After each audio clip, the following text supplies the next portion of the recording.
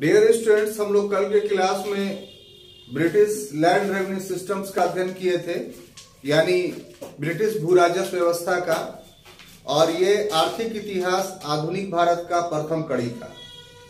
आज दूसरे क्लास में हम एक अलग आर्थिक इतिहास आधुनिक भारत में ले रहे हैं, वो है धन का निष्कासन, ड्रेन ऑफ वेल्थ। सबसे महत्वपूर्ण बात यह है कि धन का निष्कासन, ये ड्रेन ऑफ वेल्थ, जो भारत के आधुनिक इतिहास का एक महत्वपूर्ण विषय है, उसका अर्थ ये होता है कि अंग्रेजों ने भारत से धन कमाकर अपने देश में भेज दिया। अर्थात इसको एक इतिहासकार ने इस ढंग से कहा है कि गंगा नदी से स्पंज को डुबाया और पानी सोख करके टेम्स नदी में जाकर निचोड़ दिया। यह धन के निष्कासन के संबंध में एक इतिहासकार का यह उक्ति। तो इस परिवेश में हम लोग को यह देखना है कि आखिर धन का निष्कासन भारत में कैसे अंग्रेजों ने किया, हमें जानकारी कब मिली, और क्या पूर्व के जो विदेशी शासक थे उन्होंने भी धन को निष्कासित किया। तो ये तीन प्रश्न हमारे सामने इस अध्ययन के विषय में आएंगे और उसी परिवेश में आज के क्लास को चलाएंगे हम लोग। और चलाने से पहले ये चीज भी बता दें, यदि परीक्षा में आपको ये प्रश्न आता है तो कभी भी मिस नहीं करेंगे, क्योंकि इसमें जो बातें बताई जा रही हैं वो सभी के सभी 100% सत्य है। उससे अतिरिक्त कोई नया डेटा भी हमारे पास नहीं है। तो इतनी बातें अगर आप लिखेंगे अपने कॉपी में तो आपको 100% मार्क्स मिलेगा। इसमें मार्क्स काटने के लिए एग्जामिनर के पास कोई रास्ता नहीं बचता है। इसलिए ये सब ऐसा टॉपिक है कि मार्क्स ओरिएंटेड टॉपिक है। अगर आपका अच्छा कमांड है इस टॉपिक पे, सारे डेटा आपको याद हैं और इसको आप लिखते हैं अगर, तो 100% मार्क्स उठाने के योग्य बन जाएंगे। ठीक है, तो आइए भूमिका के रूप में हम लोग पहले देखते हैं कि धन का निष्कासन क्या है। इसको कुछ इस ढंग से एक्सप्लेन किया जा सकता है कि भारत में अनेक विदेशी जातियों ने शासन किया।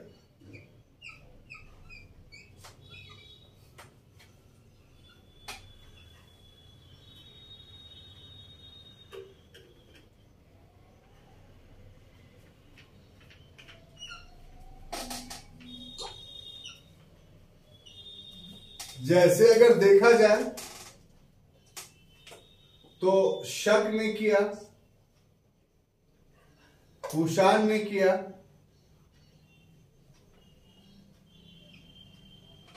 तुर्क ने किया, मुगल ने किया, और राष्ट्र में अंग्रेजों ने किया, है ना।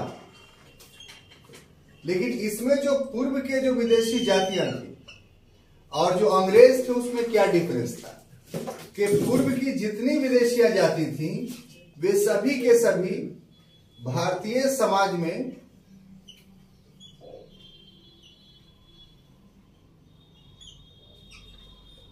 घुल मिल गए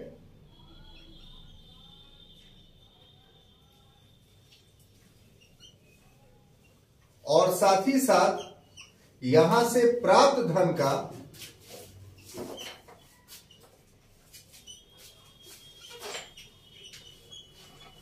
उपयोग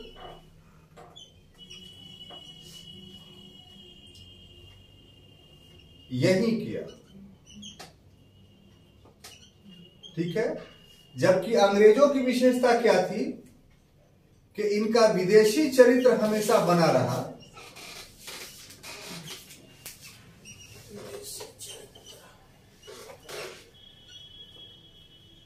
ठीक है, और साथ ही साथ अर्जित धन को, जो यहां से धन कमाया, विदेशों में अपने मातृ देश में भेजते रहे।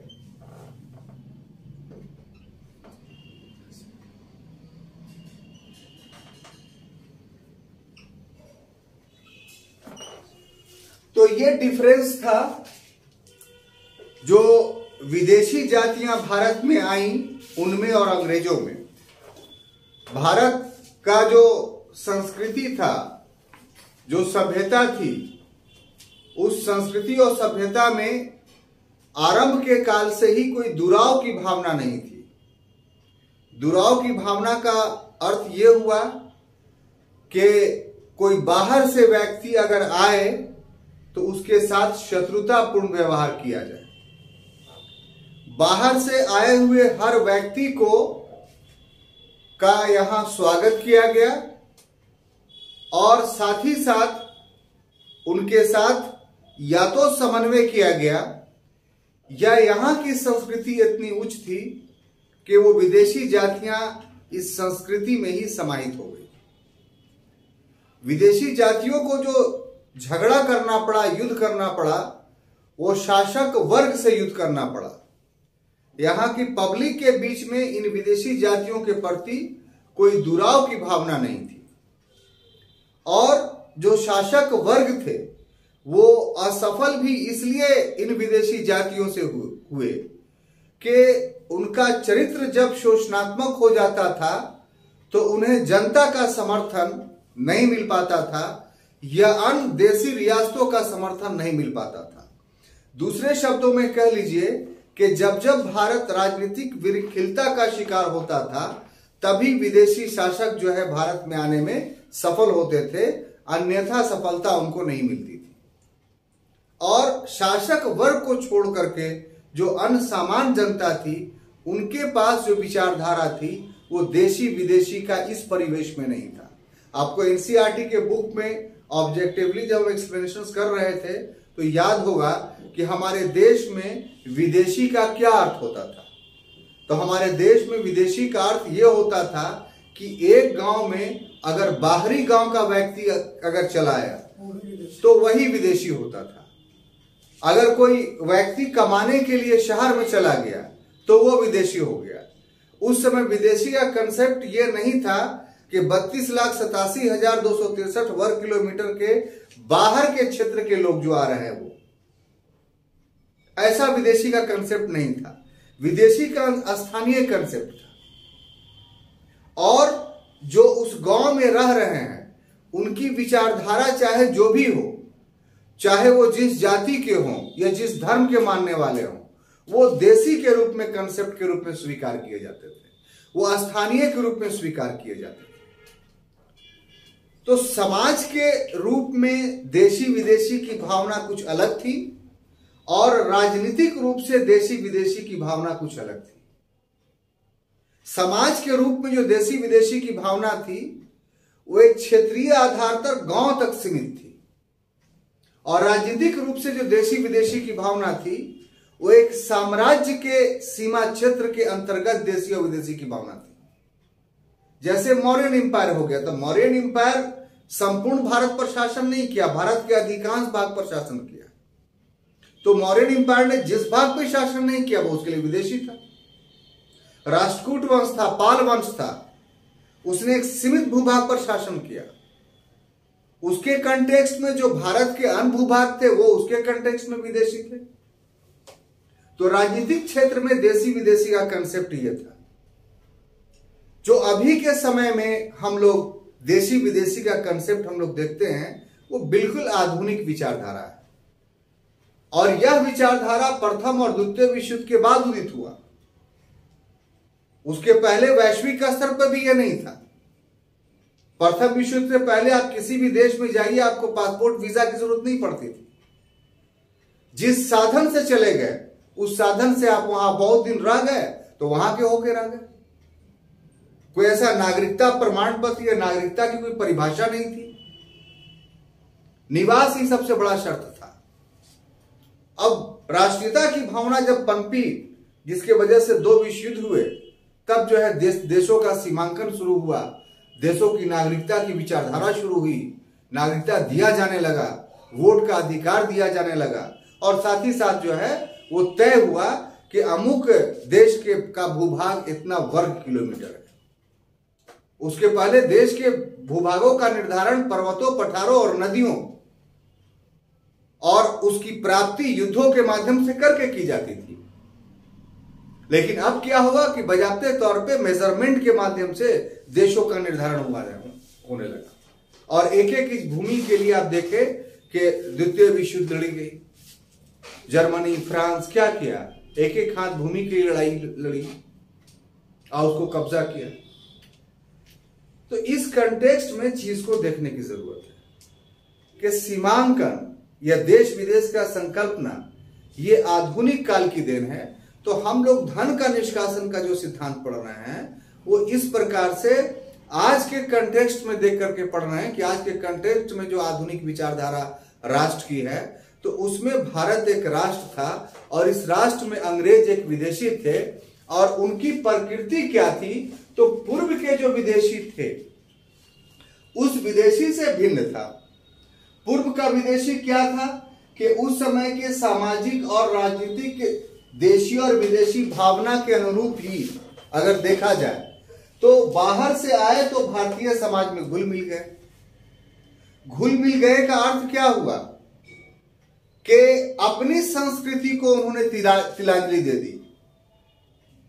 जिस धर्म, जिस विचारधारा, जिस विश्वास के व्यक्ति थे, जब भारत में आए तो भारत की संस्कृति इतनी अच्छी थी कि वो अपनी संस्कृति भूल गए और भारतीय समाज में घुल मिल गए।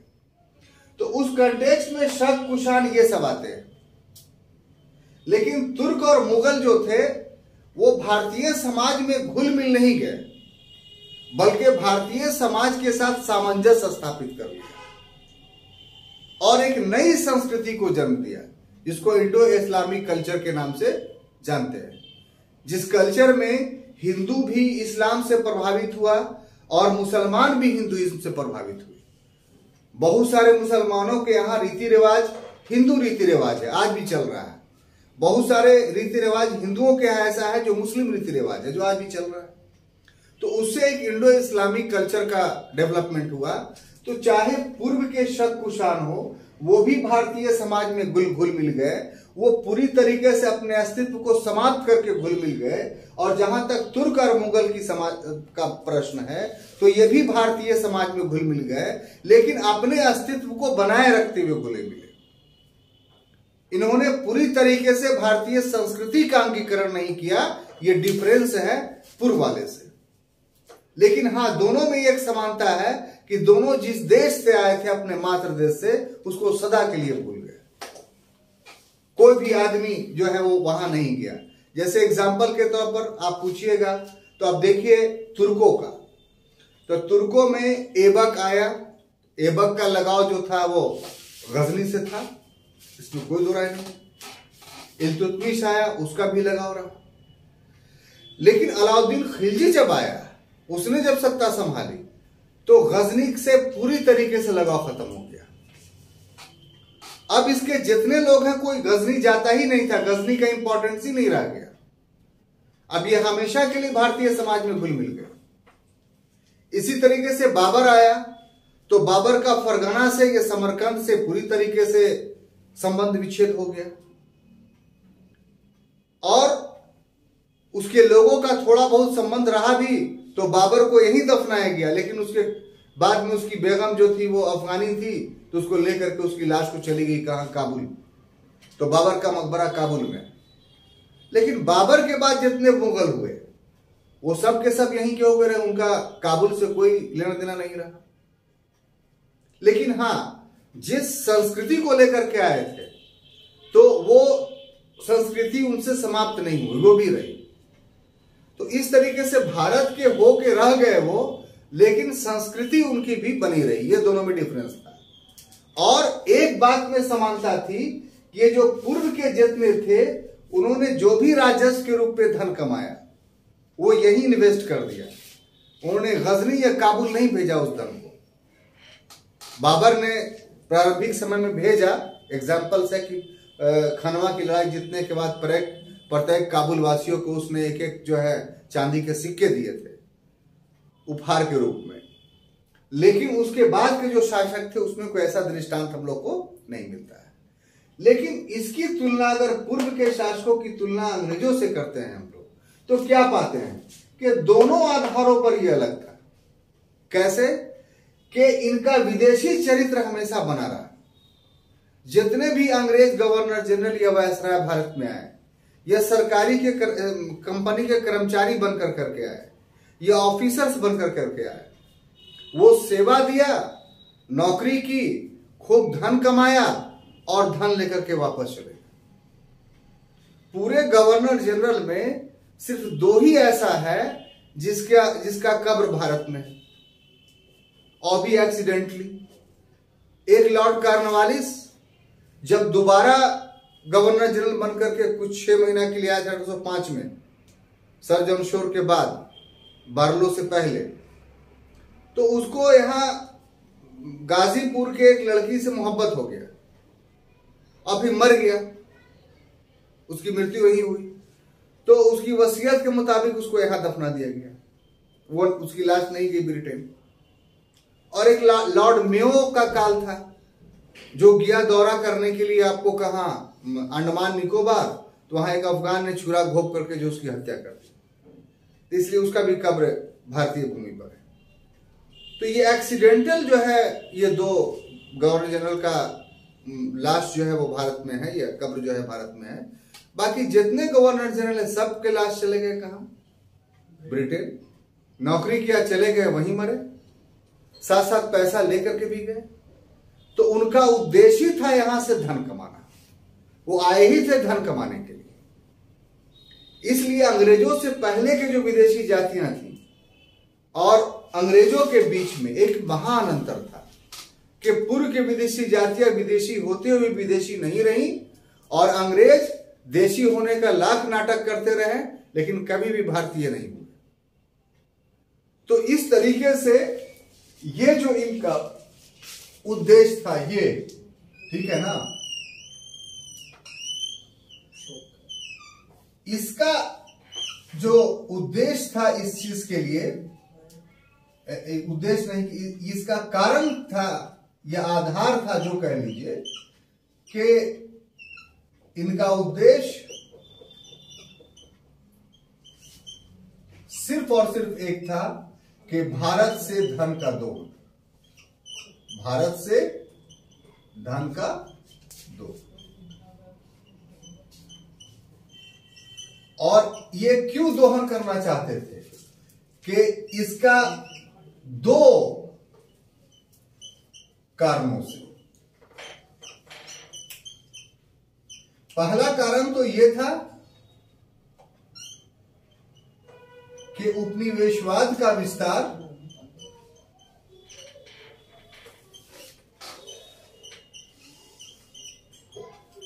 और दूसरा कारण जो था वो औद्योगिकीकरण,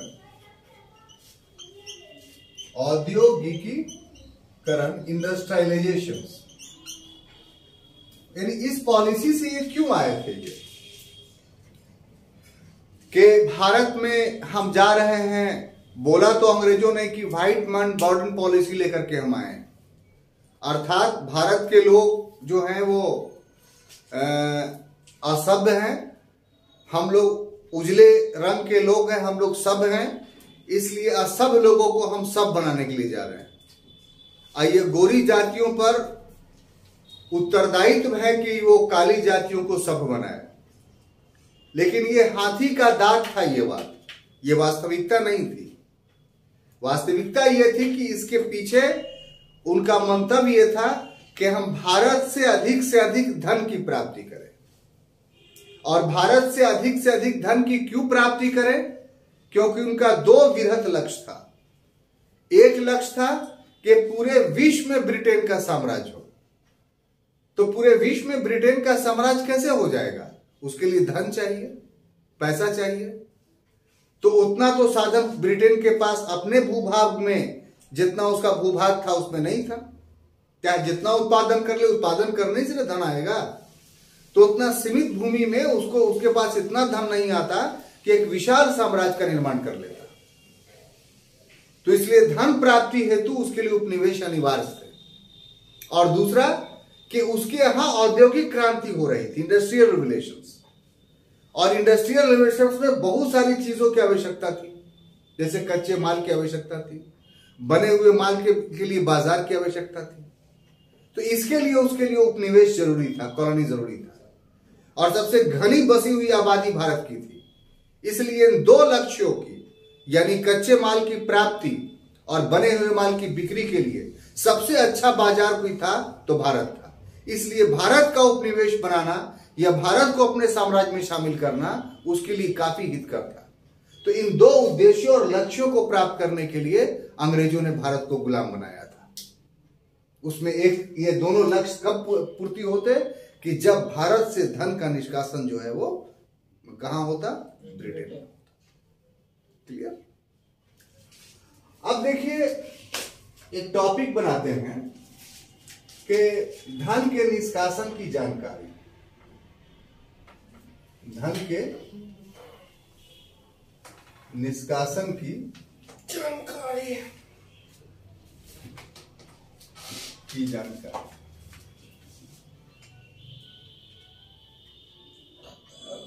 देखिए इंक भरिए तो इसमें। अब देखिए सबसे विचित्र बात है, सोचने वाली बात है कि अंग्रेज जो भारत में इनका आगमन हुआ वो कब हुआ? तो कंपनी की स्थापना तो 1600 ईस्वी में हो गई थी, लेकिन 1600 में कंपनी नहीं आई भारत में, बल्कि सबसे पहले आई कंपनी कब? 1608 ईस्वी। और 1608 ईस्वी में जो कंपनी आई भारत में, तो इस समय जो अंग्रेजों का यानी कंपनी का जो उद्देश्य था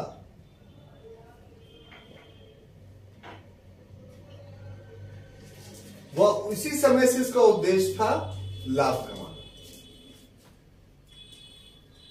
यानी पैसा कमाना, और लाभ कमा करके धन को ब्रिटेन भेजना। हाँ।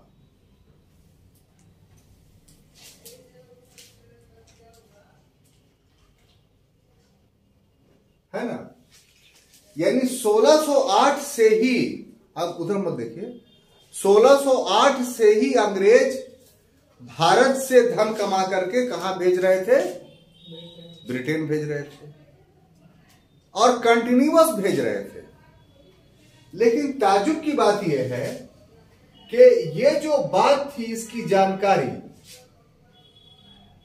इस बात की जानकारी कि अंग्रेज भारत से धन ब्रिटेन भेज रहे हैं और कितना भेज रहे हैं, ये 1850 से पूर्व नहीं थी। यानी 1608 से लेकर करके 1850 ये जो पीरियड है, इसमें भी भारत से धन विदेशों में गया, विदेशों में मतलब ब्रिटेन में गया। लेकिन ये जो धन गया, तो इस धन जाने की जानकारी जो थी वो भारत के लोगों या भारत के किसी राजा या भारत के किसी नेता को नहीं थी। क्लियर? ये जो जानकारी थी ये 1850 के बाद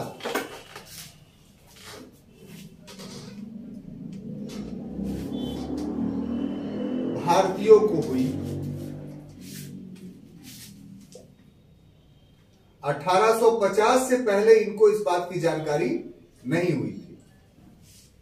1850 के बाद भारतीयों को जानकारी हुई, और ये जानकारी जो हुई इसमें निम्न 3 नेताओं का योगदान काफी महत्वपूर्ण था।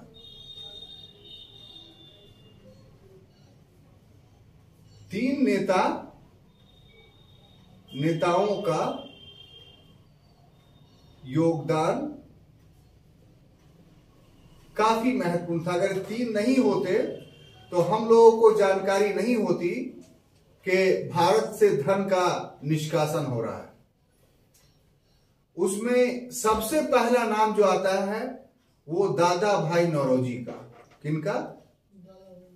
दादा भाई नौरोजी। हालांकि इन पर इल्जाम लगता है कि ये उदारवादी थे और ब्रिटिश समर्थक थे, इसीलिए ब्रिटेन जो है वो इसको हमेशा हाउस ऑफ लॉर्ड्स का मेंबर बनाता रहता था। ये हाउस ऑफ लॉर्ड्स के मेंबर भी थे ब्रिटिश संसद के। ये पहले भारतीय नेता थे जो हाउस ऑफ लॉर्ड्स के मेंबर बने थे, दादा भाई नौरोजी। लेकिन ये उन पर इल्जाम सरासर गलत है, क्योंकि इनके द्वारा जो है वो सर्वप्रथम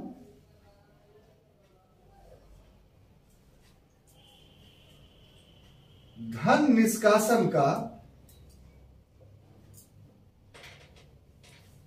निष्कासन के सिद्धांत का प्रतिपादन किया गया।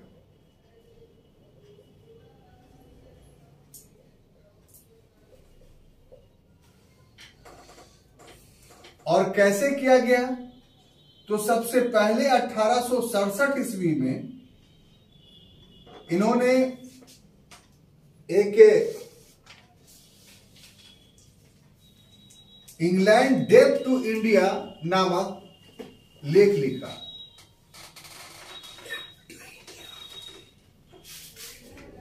इंग्लैंड डेब्ट टू इंडिया। उसके बाद 1867 में ही, ये मई में लिखा था, एक दूसरी किताब लिखी, poverty and British rule in India. Poverty and British rule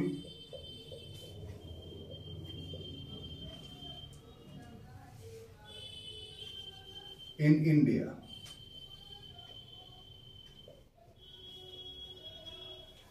उसके बाद 1870 में उन्होंने एक दूसरी किताब लिखी, wants and means of India.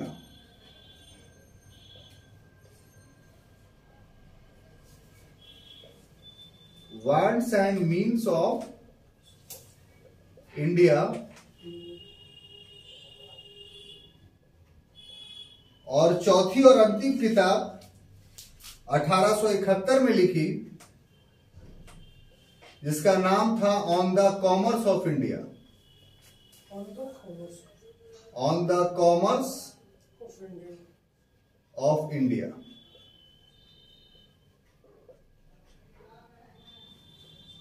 इसमें से छात्रों, ये जो था ये लेख था। क्या था? लेख था। और ये तीनों जो था वो क्या था? पुस्तक था। इन सारे लेखों के माध्यम से उन्होंने जो कहा, जो बातें कही उन्होंने, कि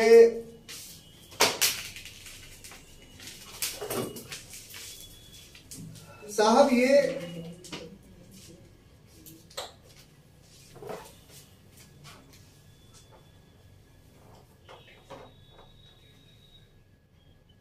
अनिष्टों का अनिष्ट है।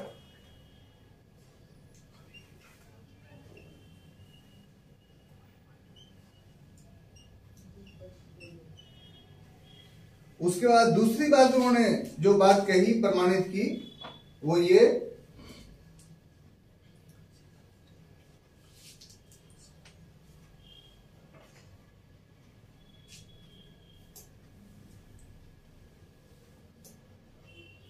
कि 1865 तक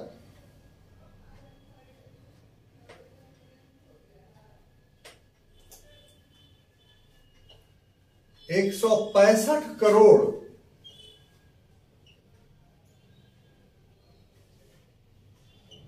की संपत्ति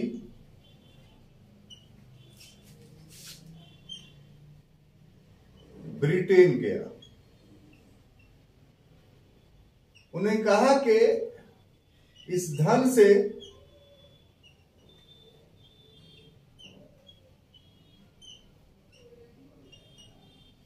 राष्ट्रीय आय को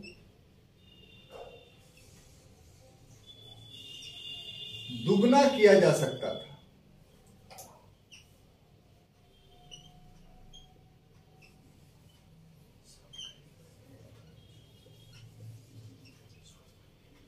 और उन्होंने कहा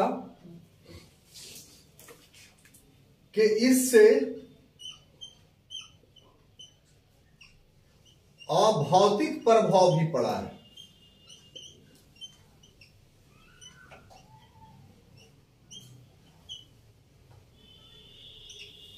दादा भाई नौरोजी के बाद दूसरा जो व्यक्ति थे वे थे महागोविंद रानाडे। महागोविंद रानाडे इन्होंने 1872 ईस्वी में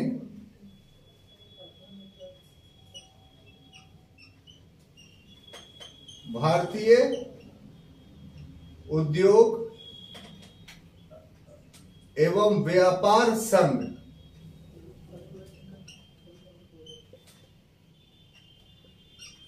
का पुणे में सम्मेलन हो रहा था।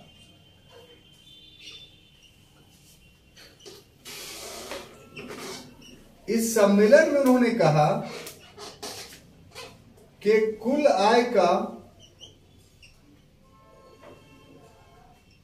1/3 भाग ब्रिटेन चला जाता है।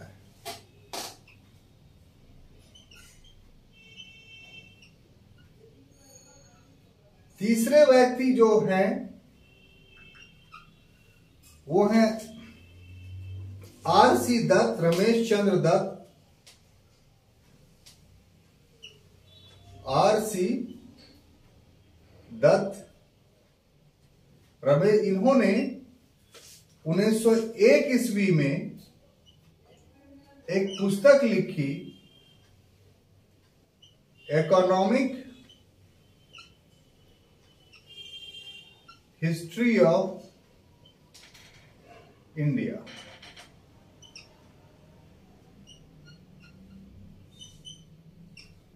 इसके अलावा 1896 के कलकत्ता अधिवेशन में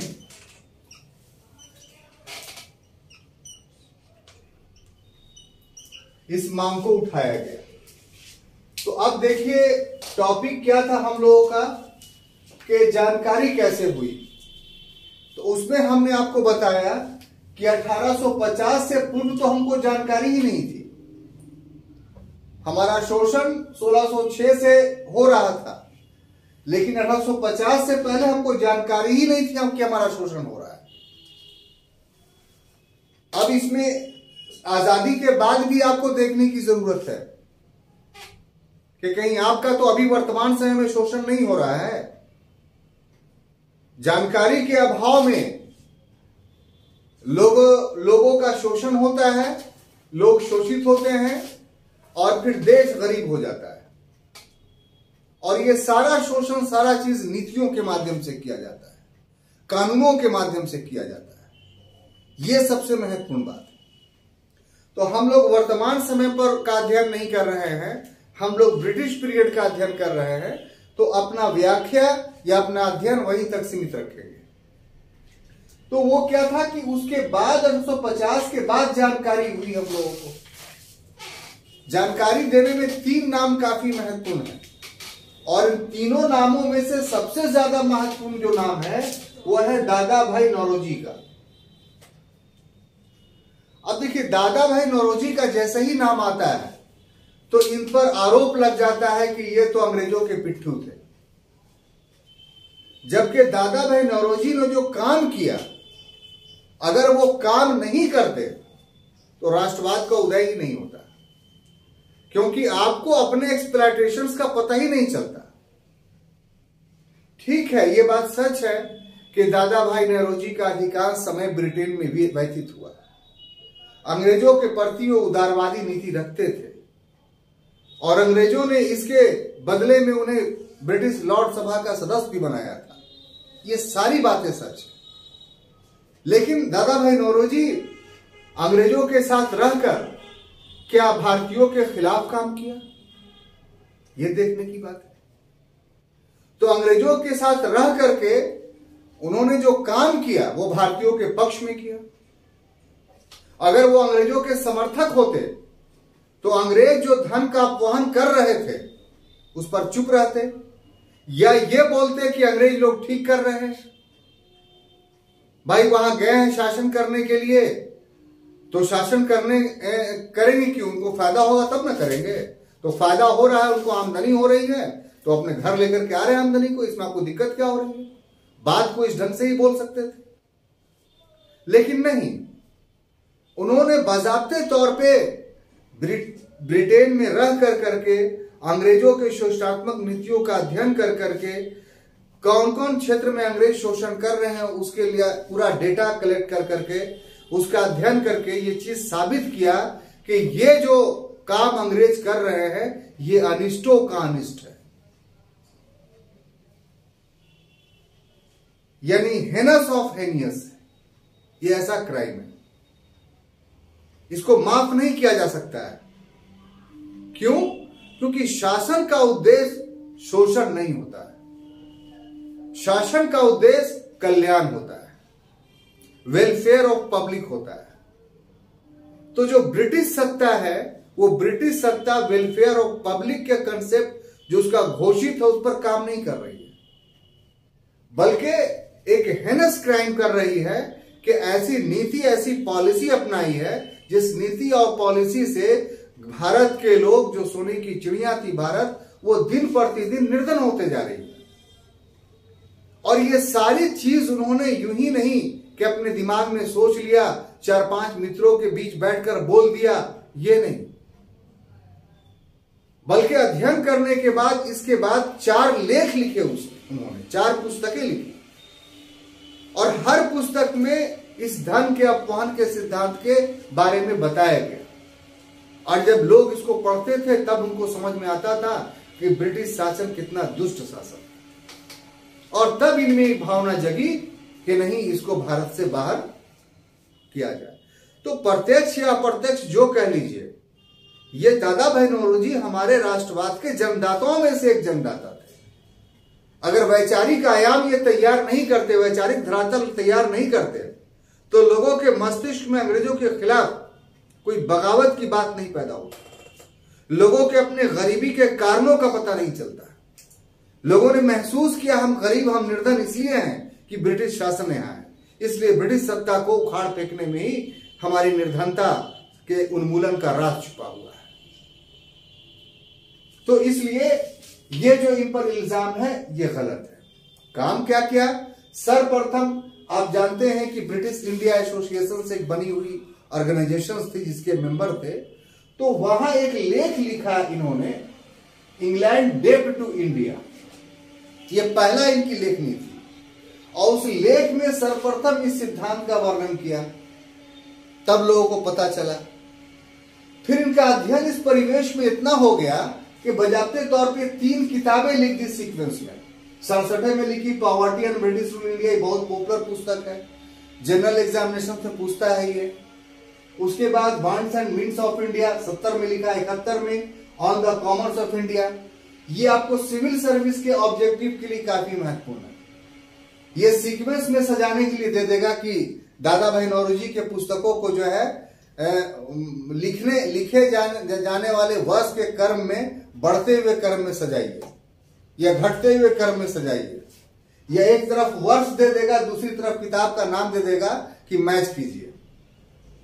तो तथ्य वही है, सिंप्लिसिटी के साथ जनरल कंपटीशन में भी ये सवाल पूछे जाते हैं, और ट्विस्ट करके जो है सिविल सर्विस में भी, जीएस में क्वेश्चन, अब तो हिस्ट्री का ऑप्शनल रहा नहीं पीटी में, तो अब जो भी क्वेश्चन आपको हिस्ट्री का आएगा वो जीएसई में आएगा, तो जीएस में इस टाइप से टफ करके आपको पूछ सकता है। तो इन सारे पुस्तकों में जो है वो उन्होंने धन के निष्कासन के सिद्धांतों का वर्णन आंकड़ों की प्रमाणिकता के साथ किया। यूं ही नहीं सेंटेंस लिखते हुए चले गए, अंग्रेज चोर है, अंग्रेज चोर है, अंग्रेज पैसा चुराता है, लेके भाग जाता है, जाहिलों की तरह बात इन पुस्तकों में नहीं की। बल्कि डेटा दिए गए, सन दिया गया, आधार बताए गए और बताया गया कि इस ऑफिस से इस धन से धन जाता है। और सारे किताबों के अध्ययन के बाद जो निष्कर्ष निकलता है वो क्या, कि कहा कि ये जो निष्कासन हो रहा है वो अनिष्टों का अनिष्ट है, यानी इससे बुरी बात कोई हो ही नहीं सकती है। ठीक है। और दूसरा उन्होंने कहा कि जो डेटा हमने कलेक्ट किया है जब से अंग्रेज का सत्ता यहां स्थापित हुआ, यानी प्लासी के युद्ध के बाद से लेकर के 1865 तक 165 करोड़ रुपया वो लेके चले गए। तो ये तो उन्होंने कहा ये डेटा है जो सरकारी कार्यालयों से या जो अंकेक्षक है उसके रिपोर्ट के आधार पर हमने कलेक्ट किया है। इससे 100 गुना अधिक ऐसा धन है जिसका कोई डेटा भारत में उपलब्ध नहीं है। आप इसी से अंदाजा लगा सकते हैं कि अंग्रेजों ने भारत का कितना दोहन किया। ठीक है। उसके बाद कहा कि जो धन ले गया है अगर ये भारत ही में रहता तो इसकी राष्ट्रीय आय जो है, जो नेशनल इनकम भारत का था, वो दुगना हो जाता, डबल हो जाता। इतना इस समय में उत्पादन हुआ है। साथ ही साथ उन्होंने कहा कि देखिए साहब, इससे अभौतिक प्रभाव भी पड़ा है इस धन के निष्कासन से। कैसे अभौतिक प्रभाव का मतलब? भौतिक प्रभाव की कच्चा माल गया, धन गया। अभौतिक प्रभाव ऐसे पड़ा कि भारत में बहुत सारे कल कारखाने थे जो हस्त निर्मित थे। गांव देहात के या स्थानीय कारीगर जो है वो इसका निर्माण किया करते थे, इन सभी चीजों का। जब नीतियां अपनाई गई औद्योगिक नीति, उसमें ब्रिटेन के बने हुए सस्ते माल यहां लाकर रख दिया गया, जिसकी वजह से जो हस्त निर्मित माल थे भारत के वो महंगे हो गए। तो इस नीति के तहत भारतीय कारीगरों के से काम छीन गया हाथ से, यानी जो स्किल्ड पर्सन थे भारत में उनके लिए रोजगारी खत्म हो गया। तो वो सब के सब खेती में लग गए, तो खेती पर और दबाव पड़ गया। तो ये जो हुआ परिवर्तन, जिसका अभी अभी वर्णन हम किया आपके सामने, ये अभौतिक परिवर्तन हुआ और ये बहुत खतरनाक था, क्योंकि ये ऐसा परिवर्तन हुआ कि फिर देश के कुशलता को ही समाप्त कर दिया इसने, और देश और निर्धन होता हुआ चला गया। दूसरे व्यक्ति थे महादेव गोविंद रानाडे। इन्होंने 1872 में भारतीय उद्योग एवं व्यापार संघ पूना में बैठक हुई, तो उसमें अपना एक भाषण दिया, जिस भाषण में उन्होंने कहा कि भारत में जितनी भी आय अंग्रेजों को हो रही है, राजस्व से या व्यापार से, किसी भी चीज से, उस आय का 1/3 भाग वो ब्रिटेन भेज देते हैं। और अंत में आर.सी. दत्त एक ऐसे लेखक हैं जिन्होंने 1901 ईस्वी में भारत का पहला आर्थिक इतिहास लिखा, और इस समय में जो है वो पूरा का पूरा प्रमाणों और साक्ष्यों के साथ प्रमाणित कर दिया कि अंग्रेज भारत में मूल उद्देश्य जो था वो धन चूसना था, और धन चूस करके इसको उल्टी करना कहां था? तो ब्रिटेन में। ये सब चीजें जब हुई तो कांग्रेस के बहुत सारे नेता थे, जैसे मदन मोहन मालवीय, दिनशा वाचा, गोपाल कृष्ण गोखले, सुब्रमण्यम अय्यर या सुरेंद्रनाथ बनर्जी, इन लोगों ने कहा कि नहीं, बात सही है। और 1896 का कांग्रेस का जो कलकत्ता में अधिवेशन हुआ, सबसे पहले धन के निष्कासन का सिद्धांत कांग्रेस ने इसी अधिवेशन में एक्सेप्ट किया। तो इस तरीके से देश को जानकारी मिली कि धन का निष्कासन का कोई सिद्धांत होता है। इसको लिखिए, उसके बाद फिर हम इसके आगे बढ़ते हैं। तो अब तीसरा और अंतिम टॉपिक हम लोगों का है कि किस स्रोत से भारत से धन गया, ये देखना।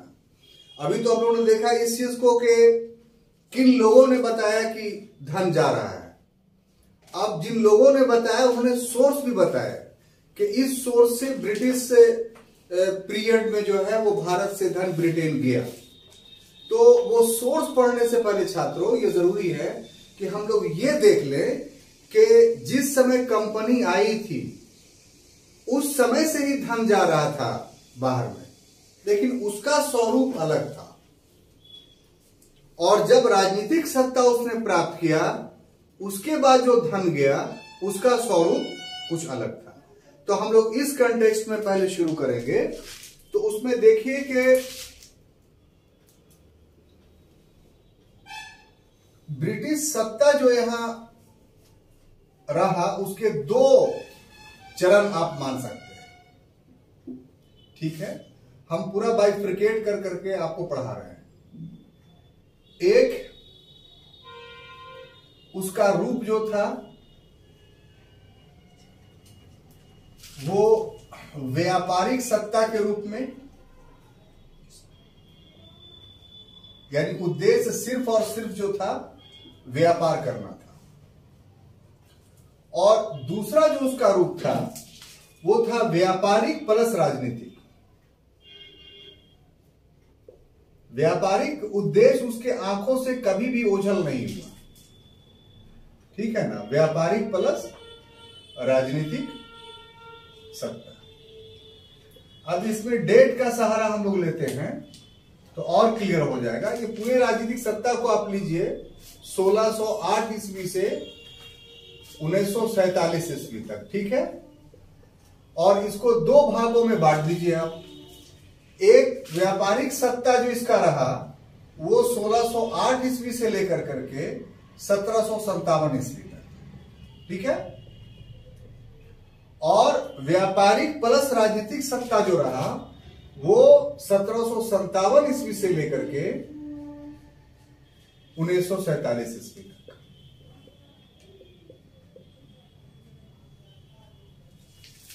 ये बात समझ में आ रही है?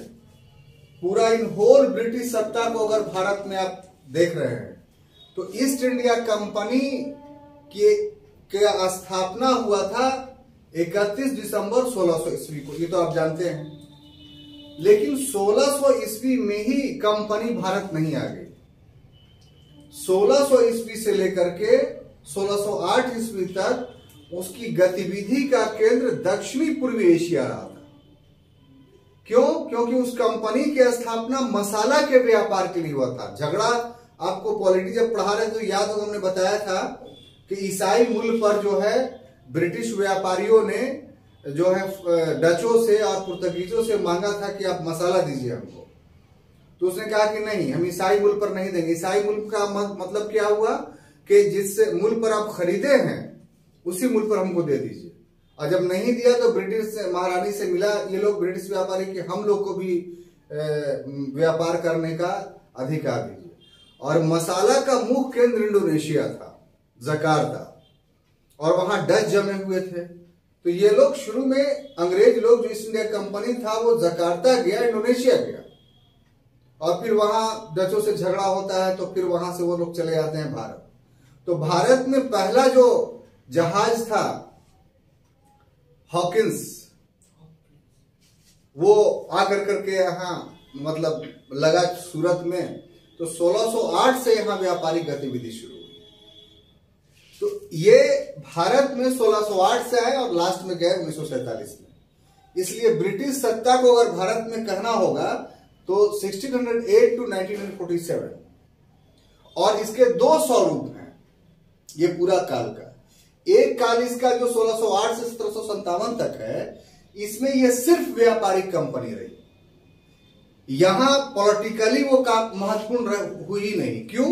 क्योंकि इस समय मुगलों का दौर था, मुगल काफी शक्तिशाली थे। तो इस समय जो ये सत्ता थी ईस्ट इंडिया कंपनी की, ईस्ट इंडिया कंपनी की, इसका उद्देश्य केवल और केवल व्यापार था। और ये व्यापार जो वो लोग करते थे वो बुलियन के माध्यम से करते थे। बुलियन समझते हैं? बुलियन का अर्थ हुआ सोने का सिक्का। सोने का सिक्का यानी वो लोग ब्रिटेन से सोना लाते थे। ठीक है, और इस बुलियन से भारत में जो चीज खरीदते थे वो क्या था? वस्त्र। मसाले, मसाले में काली मिर्च का सबसे अच्छा परसेंटेज रहता था। उसके अलावा क्या, नील, ठीक है। उसके अलावा क्या, तो चीनी, ये सब चीजें होती थी। उसके अलावा क्या, तो रत्न। तो ये सब चीज बुलियन से खरीदते थे और इसका व्यापार, ये सारी चीजों का बुलियन से खरीद करके इसका व्यापार वो यूरोपीय देशों में करते थे, यानी वहां बेच देते थे, ठीक है ना, यूरोपीय देश में बेच देते थे और इससे वो लाभ कमाते थे। तो इस व्यापार से क्या होता था कि भुगतान संतुलन जो था, यानी बैलेंस ऑफ पेमेंट, इसको बढ़िया से समझिए। भुगतान संतुलन को इंग्लिश में क्या बोलेंगे, balance of payment. Balance of payment समझते हैं, भुगतान संतुलन समझते हैं। आयात निर्यात से जुड़ा हुआ, एक्सपोर्ट इंपोर्ट से जुड़ा हुआ एक टर्मिनोलॉजी है, शब्दावली है, जिसका अर्थ यह होता है कि यदि इसको मूल्य में नापा जाता है, वैल्यू में, पैसे के वैल्यू में, तो यदि वैल्यू के हिसाब से आयात जो है वो निर्यात से कम हो, यानी जिस देश में बाहर से सामान जिस मूल्य में आया है उससे ज्यादा मूल्य का सामान विदेशों में बिक रहा हो, तो इससे जहां जिस देश से विदेशों में ज्यादा माल बिक रहा है उस देश को लाभ ज्यादा होगा। तो अंग्रेज इस व्यापार में ब्रिटेन से कोई सामान लेकर के नहीं आ रहे थे, गौर कीजिए इस बात को, सिर्फ सोने का सिक्का लेकर के आ रहे थे। ऐसा नहीं कोई सामान लाया, उसको बेचा, उससे जो लाभ हुआ उस लाभ से यहां सामान खरीदा फिर ले गए, तो उससे कम भारत को लाभ होता है। यहां था कि अंग्रेज व्यापारी जो 1608 से 1657 तक जो आते थे व्यापार के लिए, वो सोने का गुल्ली लेकर के आते थे जिसको बुलियन बोलते थे, और यहां ये सब सामग्री खरीदते थे। इसका मतलब क्या हुआ कि 100% जो लाभ हुआ वो भारत को हो गया, और इस खरीद से जो बेचते थे यूरोपीय देशों में और वहां वो लाभ कमाते थे। इसका मतलब कि यहां क्रय जो किया गया वो क्रय का 100% भाग कहां रह गया, भारत। तो इस तरीके से भुगतान संतुलन किसके पक्ष में था, ये जो बैलेंस ऑफ पेमेंट था ये किसके पक्ष में था, भारत के पक्ष में था। अब यही वजह है कि भारत में सोना कम पाया जाता है, लेकिन भारत विश्व में सोने की चिड़िया कही गई, क्योंकि विश्व का सर्वाधिक सोना हमारे देश में था। और ये कंटिन्यूअस प्राचीन काल से ये सौभाग्य भारत को प्राप्त रहा।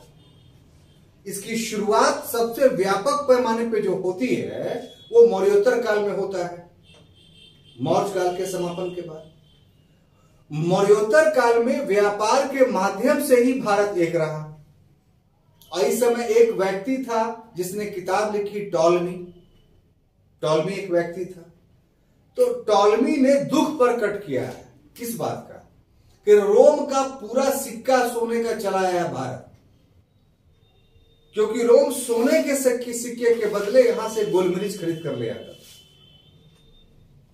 तो उस पीरियड से स्वर्ण का भंडारण भारत में होना शुरू हुआ, और जो ब्रिटिश पीरियड का ये चरण है ये अपने चरमोत्कर्ष पर पहुंच गया।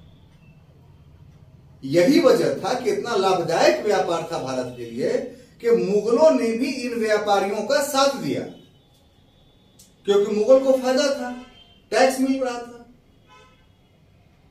यह व्यापार भारत के पक्ष में था। लेकिन परिवर्तन कहां होता है वो देखिए, कि ये जो पूरा सिनेरियो मैंने आपको अभी एक्सप्लेन किया, इसमें परिवर्तन होता है कब, तो इसमें परिवर्तन होता है छात्रों औरंगजेब की मृत्यु के बाद। औरंगजेब की मृत्यु कब होती है, बोलिए। 1707 का है। ये सब डेट इतना पॉपुलर है। इस समय से लेकर के यानी 1707 से जो पीरियड है 1757, ये जो पीरियड है इसमें राजनीतिक अनेकता हो गया है ना। भारत में राजनीतिक अनेकता कैसा हो गया, आप पूर्व के क्लास में पढ़ चुके हैं। मुगल सिमट करके सिर्फ दिल्ली तक चले आए और बाकी क्षेत्रीय राज्यों का उदय हो गया। उसी समय में अहमद शाह अब्दाली और नादिर शाह के आक्रमण होने लगे। मराठों से उम्मीद रखी गई कि ये भारत को राजनीतिक एकता प्रदान करेंगे, विफल रहे वो। मैसूर से उम्मीद रखी गई, वो विफल रहे। लास्ट में पंजाब से के रंजीत सिंह से उम्मीद रखी गई, वो भी विफल रहे। तो पूरी तरीके से पॉलिटिकल डिसएबिलिटी का पीरियड ये था। इसी में एक युद्ध होता है, कौन सा, 1757 में प्लासी का युद्ध। प्लासी का युद्ध। और फिर 1764 में होता है बक्सर का युद्ध। बक्सर का युद्ध, ये सब याद पड़ रहा है। उसके बाद 1746 ईस्वी से लेकर के 1760 ईस्वी तक 3 कर्नाटक वार होता है। ये भी पढ़ा चुके हैं आपको, 3 कर्नाटक युद्ध। ये सभी से क्या होता है कि अब भारत में राजनीतिक सत्ता स्थापित हो जाती है, किसकी, अंग्रेजों की। और बाद में चल के बहुत सारे एंग्लो रिलेशंस हुए विभिन्न देश रियासतों के साथ और लगभग 64% भाग पर अंग्रेजों का कब्जा हो गया। तो जैसे ही अंग्रेजों का कब्जा हो गया वैसे ही दूसरे चरण की शुरुआत होती है। किस चरण की? दूसरे चरण की। ये अब यहां से राजनीतिक सत्ता पर अंग्रेजों का कब्जा हो जाता है और यहां से धन के पलायन, यहां से धन का पलायन नहीं हो रहा है। यहां से धन वो कंपनी कहां से कमा रही है? यूरोपीय देशों से। पूरा का पूरा धन यहीं रह जा रहा है, बल्कि धन वो ला रहे थे, धन यहां से ले नहीं जा रहे थे। लेकिन जब पॉलिटिकल सत्ता पर कब्जा कर लिया तब परिस्थिति जो है वो परिवर्तित कर जाती है। लेकिन पॉलिटिकल सत्ता भी अगर सिर्फ रहता तो भारत का एक्सप्लॉयटेशन नहीं होता। जो उनका मूल उद्देश्य था वो व्यापारिक लाभ था। राजनीतिक सत्ता जो प्राप्त किया उसने, ये इस व्यापारिक लाभ के लिए ही किया, ना कि भारत के लोगों से उनको प्यार था कि शासन असंगठित हो गई है, शासन व्यवस्था चरमरा गई है, इसलिए हम शासन कर रहे हैं। ऐसा नहीं था। शासन इसलिए हाथ में लिया ताकि जो पूर्व का व्यापार हो रहा है उस व्यापार में और अधिक से अधिक अब लाभ कमाएं। तो ऐसी परिस्थिति में 4 स्रोत हैं इस पीरियड के बाद, 1757 से लेकर के 1947 तक 4 सोर्सेस अंग्रेजों ने एक्सप्लोर किए। 4 स्रोत अंग्रेजों ने खोजे जिससे भारत के धन को चूस करके ब्रिटेन ले जा रहे थे। तो उसको हम नामकरण दे देते हैं ताकि आपको अच्छा से समझ में आ जाए। ठीक है। उसमें एक जो शोषण का रूप था उसको हम लोग बोलते थे व्यापारिक पूंजीवाद। व्यापारिक पूंजीवाद, इसका इंग्लिश अगर कहा जाए तो कमर्शियल कैपिटलिज्म। ठीक है। दूसरा को हम बोल सकते हैं औद्योगिक पूंजीवाद। क्या बोलेंगे? औद्योगिक पूंजीवाद। औद्योगिक पूंजी, इसका इंग्लिश होगा इंडस्ट्रियल कैपिटलिज्म। और तीसरा शोषण का रूप जो था, ये पहला हो गया, ये आपको दूसरा हो गया। तीसरा जो शोषण का रूप था वो था वित्तीय पूंजीवाद। वित्तीय पूंजीवाद यानी फाइनेंशियल कैपिटलिज्म। ठीक है ना। और चौथा हम दे सकते हैं गृह सरकार का व्यय। गृह सरकार का व्यय, प्यार से समझिए, expenditure of home department.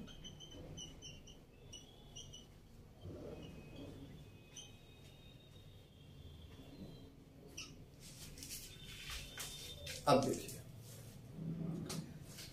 Board पे जगह कम है इसलिए पूरी बात को बोर्ड पर नहीं लिखा जा सकता है। जो मटेरियल्स उसमें पूरी बात लिखी हुई है और उसमें सारा डेटा आप समझ लीजिएगा, सब डेटा है। यहां सिर्फ समझिए कि क्या हुआ। देखिए, जैसे ही प्लासी की लड़ाई शुरू होती है, तो प्लासी की लड़ाई जब शुरू होती है तो क्या होता है कि अंग्रेजों को नवाब की ओर से कंपनी को भी धन प्राप्त होता है। ठीक है, कंपनी को भी धन प्राप्त होता है और क्लायू वाटसन को भी धन प्राप्त होता है और जो छोटे मोटे अफसर होते हैं उनको भी धन प्राप्त होता है। प्लस 24 परगने की जमींदारी मिल जाती है। किसको? कंपनी को। अब 1764 में बक्सर का युद्ध होता है। तो 1764 में जब बक्सर का युद्ध होता है तो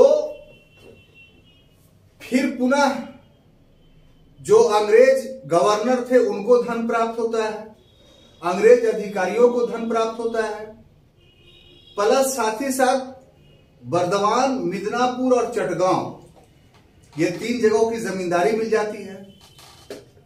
तो आरंभ में इससे जो धन प्राप्त हुआ, उन सभी धनों का निर्गमन कहां हो गया? ब्रिटेन हो गया। 1 पैसा भी यहां नहीं रहा। ये सब व्यापारिक पूंजीवाद में बता रहे हैं आपको। अगर कहिए इसका पीरियड व्यापारिक पूंजीवाद का, तो एक अपने तर्क के खातिर 1757 से 1813 तक इसको मान के चलिए और इसके आगे भी ये जारी रहा। लेकिन 1757 से 1813 तक सिर्फ व्यापारिक पूंजीवाद से लोगों ने पैसा कमाया और उसका एक्सप्लेनेशन हम कर रहे हैं अभी। 1813 के बाद व्यापारिक पूंजीवाद खत्म हो गया, ऐसी बात नहीं थी। बात समझ में आ रही है?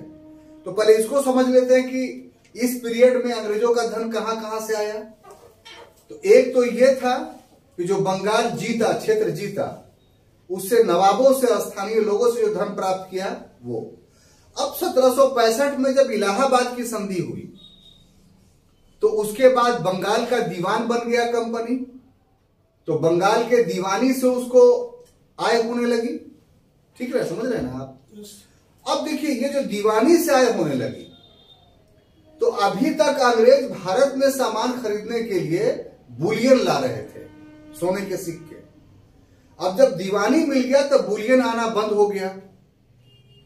ये कैसे आप कह सकते हैं कि बंद हो गया? तो सरकारी आंकड़ा हेनरी स्टोक्स जो प्रस्तुत किया, रंजीत गुहा ने जो प्रस्तुत किया, वो बताया कि 1813 में जो भी व्यापार होता था भारत से, 1713 में जो भी व्यापार भारत से होता था, उसमें 80% बुलियन से वो लोग सामान खरीदते थे।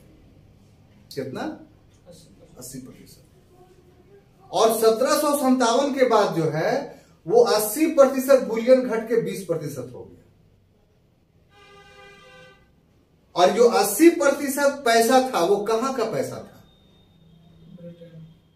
नहीं, यही भारत से कमाया गया पैसा था 1757 के बाद। इसीलिए बुलियन आना बंद हो गया 80%। और फिर उसके बाद 13 तक पहुंचते पहुंचते 100% बंद हो गया। तो इस जो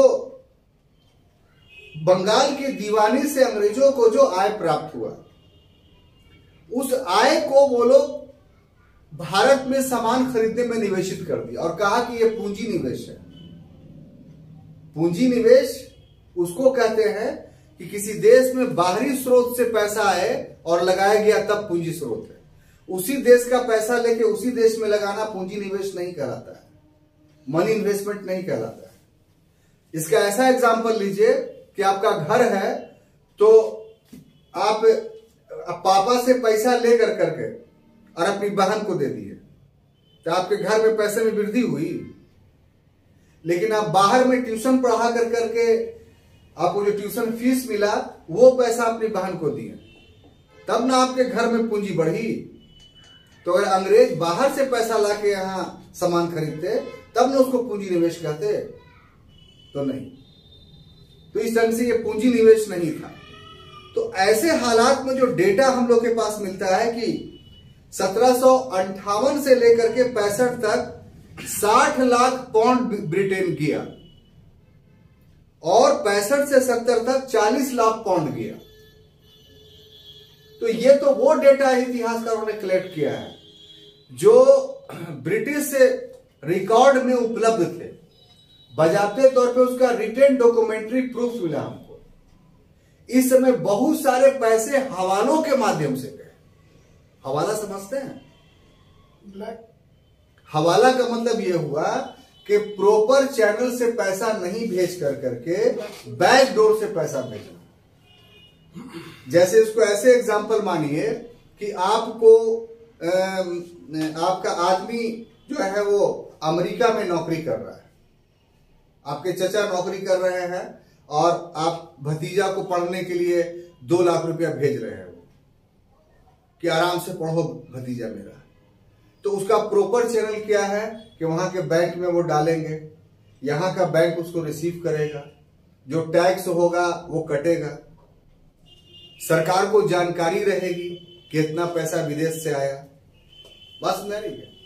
और एक दूसरा तरीका क्या है कि बहुत सारे मनी लॉन्डर जो है वो बैठे हुए हैं पूरे वैश्विक स्तर पे, तो वो वहां पैसा उसको दे देंगे जो दलाल है उसको, और उसका एजेंट रहेगा यहाँ गया में आपके यहाँ, और सिर्फ फोन कर देगा कि जो है सोनू भाई को जाकर के 2 लाख रुपया आप दे दीजिए, और उनका ये कोड है, पूछिएगा, वो बोलेगा तब समझ जाएगा यही सोनू भाई। अब वो फोन करके पूछेगा कि अपना कोड बताइए, तो हाँ तो ठीक है यहाँ पर आ जाइए, 2 लाख रुपए ले लीजिए। तो ये जो पैसा है इसमें सरकार को तो कोई जानकारी नहीं है, सरकार को टैक्स तो नहीं मिला, तो ये हवाला हो गया। तो उस पीरियड में हवाला क्या था कि बहुत सारे ब्रिटिश जो ऑफिसर्स थे या व्यापारी थे वो लाभ कमा रहे थे, जो अभी डेटा दिया आपको उससे अधिक लाभ कमा रहे थे। अब वो पैसा प्रॉपर चैनल से नहीं भेजते थे, वो क्या करते थे कि यहां जो डच व्यापारी, यहां जो फ्रेंच व्यापारी प्राइवेटली बहुत सारे थे, तो उनको यहां पैसा दे दिया करते थे वो कि तुम यहां से अपना सामान खरीद लो, अपने देश में भेज दो, और वहां अपने आदमी को बोल दो कि ब्रिटेन में अमुक आदमी को पैसा पहुंचा देना। तो इससे जो है सरकारी लेखा में ये नहीं आया, तो इसलिए उस पीरियड में हवाला के माध्यम से भी पैसा गया हुआ ब्रिटेन में। तो इस तरीके से व्यापारिक पूंजीवाद इसको बोलते हैं, जिसके 3 स्रोत थे जो अभी भी बताया मैंने आपको। अब देखिए 1813 से लेकर करके 1860 तक का जो पीरियड इसको मानिए, 1813 से लेकर के 1860 और उसके आगे भी, हमें एरो का मतलब क्या हुआ कि उसके आगे भी। अब ये कंटिन्यूअस चलता रहा इस पीरियड में भी, और 1813 में एक शोषण का नया रूप उभर करके सामने आया, जिसको बोलते हैं औद्योगिक पूंजीवाद। ये जो शोषण का रूप 1857 में डेवलप हुआ था, जिसका एक पीरियड 13 तक मानते हैं, और ये सम्मिलित रूप से आगे भी बढ़ता गया। तो आगे में 1813 में एक शोषण का और रूप जुड़ गया। जैसे इसको ऐसे समझिए कि आप एक पान का दुकान खोले हुए थे, उससे आमदनी आपके घर की हो रही थी, 10 साल चलाई, 11वां साल में एक कपड़े की दुकान खोल लिए और पान का दुकान बंद नहीं किया आप, तो पान की दुकान की आय भी आपके घर में आ रही है, और अब 10 साल में 11वां साल के बाद आपके घर में कपड़े के दुकान की भी आय आने लगी। आप बात समझ रहे हैं कि नहीं? तो उसको यहां इसी रूप में मानिए कि एक नया दुकान शोषण का आधार खोल लिया, वो था औद्योगिक पूंजीवाद। क्या था इसमें कि इस समय तक जो ब्रिटेन में 1750 के लगभग औद्योगिक क्रांति शुरू हुई थी, वो 1813 तक आके परिपक्व हो गई। आप पूछे कि 1813 का ही डेटा आप क्यों दे रहे हैं, तो 1813 के अधिनियम में ये प्रावधान किया गया था कि अब कंपनी के अतिरिक्त ब्रिटिश व्यापारी भी भारत से व्यापार कर सकते हैं। तो इसलिए व्यापार का एक वृहद रूप ये उभर के सामने आया कि अब भारत कच्चे माल का जो है वो निर्यातक बन गया। कच्चे माल में मुख्य रूप से क्या था, कपास। सस्ते मूल्य पर यहां अंग्रेज कपास खरीदते थे और उसको भेजते थे ब्रिटेन। एक लाभ यह हुआ, और ब्रिटेन में कपड़ा बना कर करके उसको फिर भारत में ला करके बेचते थे, यह दोहरा लाभ हुआ। तो ये दोनों लाभ किस तरह का लाभ था, औद्योगिक लाभ था। तो इस कारण से हम इसका नामकरण करते हैं औद्योगिक पूंजीवाद, यानी उद्योग से भी 1813 के बाद जो है वो लाभ कमाने लगे। तो 60 तक ये प्रकृति बनी रही, तो 60 तक दोनों से लाभ हो रहा है। किससे, व्यापारिक पूंजीवाद से भी और औद्योगिक पूंजीवाद से भी। क्लियर हो गया। अब देखिए ये जो वित्तीय पूंजीवाद है, इसका डेट आप मान लीजिए 1860 से लेकर के 1947 तक। ठीक है। इसमें क्या था वित्तीय पूंजीवाद कि अब पैसा से पैसा कमाने का उपाय। अब ये दो चीज से ब्रिटेन के लोगों के पास बहुत पैसा हो गया। तब हुआ कि पैसा से पैसे कमाए, कैसे कमाया जाए, तो सूद पर पैसा कमाइएगा। तो जो ब्रिटेन में सूद की दर थी वो 2% थी। कितना? 2। उस वक्त अगर ब्रिटेन का व्यापारी अपने पूंजी का निवेश ब्रिटेन में करता है तो उसको 2% का लाभ मिलेगा, ब्याज मिलेगा। अगर वही पूंजीपति, वही कैपिटलिस्ट उस पूंजी का निवेश भारत में करता है तो उस समय यहां ब्याज की दर 18% थी। साथ ही साथ इस समय रेलवे का विकास होना शुरू हुआ था, और आपको पता होना चाहिए कि रेलवे का आरंभिक विकास जो हुआ है वो निजी कंपनियों के माध्यम से हुआ है, और वो निजी कंपनी 5% की गारंटी दे रही थी कि आप रेलवे में पूंजी लगाइए, आप रेलवे को घाटा हो या फायदा हो उससे बहस नहीं है, आपको वार्षिक उस पूंजी पर 5% की दर से लाभांश मिल जाएगा। और दूसरा कि बैंकों का उदय भी इसी समय से होना शुरू हुआ। पहले भारतीयों का बैंक था हिंदुस्तान बैंक, लेकिन फिर अंग्रेजों ने अवध एवं commercial bank, Punjab national bank और फिर प्रेसिडेंसी बैंकों को ही आगे 1931 में स्टेट बैंक ऑफ इंडिया कर दिया गया। ये सारे सरकारी बैंक थे और इन बैंकों में 18% की दर थी। तो सारा का सारा पूंजी जो है ब्रिटेन का बैंकों में निवेश हो गया, रेलवे में निवेश हो गया, और उससे फिर वो लाभ कमाने लगे। ठीक है, ये वित्तीय पूंजीवाद। तो इस समय ये दो जो है तो चल ही रहा था, ठीक है ना। ये फिर आ करके इससे जुड़ गया, और ये फिर वित्तीय पूंजीवाद जो है एक नया शोषण का आधार चला जो 1947 तक चला। अब देखिए कि गृह सरकार का व्यय के हिसाब से भी जो है वो भारत से धन दिया। वो कैसे कि गृह सरकार कहते किसको है, तो भारत सचिव आप नाम सुने होंगे, जिसको इंग्लिश से बोलते हैं सेक्रेटरी ऑफ स्टेट।